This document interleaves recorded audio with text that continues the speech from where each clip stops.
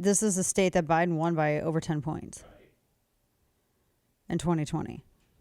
Dude, he's just, I think because people don't take McAuliffe seriously. This is a guy who's running because he wants to run. He wants to be in power somehow. That's what this is. He wants to be in power. He wants the power of elected office. That's what this is all about. Whereas with Youngkin, he's just like, I'm fed up, so I'm running for this office. I'm taking over this office. I'm running for this seat. Whereas with McAuliffe, he's been in politics for so long. Here's the other thing. Did you hear the story? They were trying to kill a story, and one member of their team moronically ended up emailing or including the reporter who was pushing the story and asked McAuliffe for comment in the email discussion. Jeez. So McAuliffe is going to probably challenge any win that Youngkin has. He's already given over $50,000 to the Elias Law Group. Now, Elias, Jonathan Turley has a great piece on this guy. He's compromised himself because he is a critical figure in the Durham investigation. He's the guy, Mark Elias is the guy who they said lied to the media and hid the role and participation of the Clinton campaign when it came to paying for the Steele dossier. And so his law partner, Michael Sussman, they were the guys at Perkins Coie. And so Michael Sussman was indicted by Durham. Now, Elias, his specialty is challenging Democrat losses. And he has been sanctioned before. His law firm that he's doing now is ironically about campaign ethics.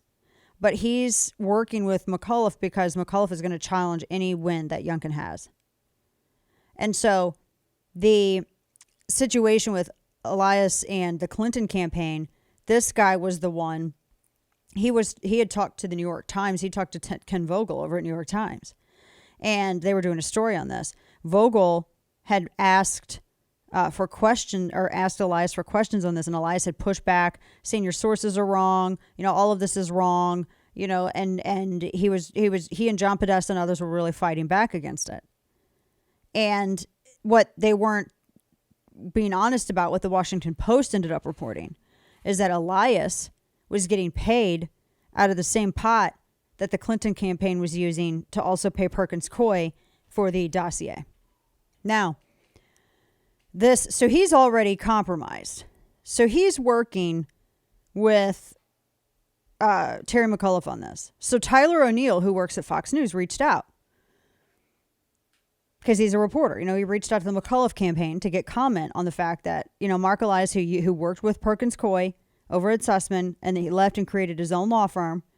And now his former partner, Perkins Coie, was indicted. So he left, created his whole thing, his new thing. McAuliffe hired that new firm because he's going to be challenging any win that Youngkin has. They're anticipating already, in my estimation, a Youngkin win. And so he's going to litigate it.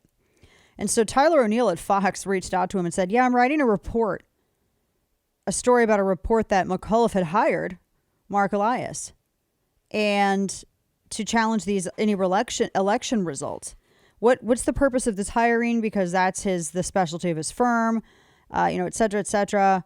Can you counter this?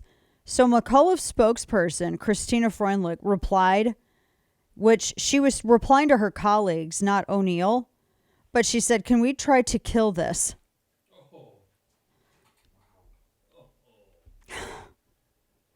Can we try to kill this? Wow. She didn't pay attention to who she was responding to. Wow, right? So that tells you pretty much all you need to know about this. Dang.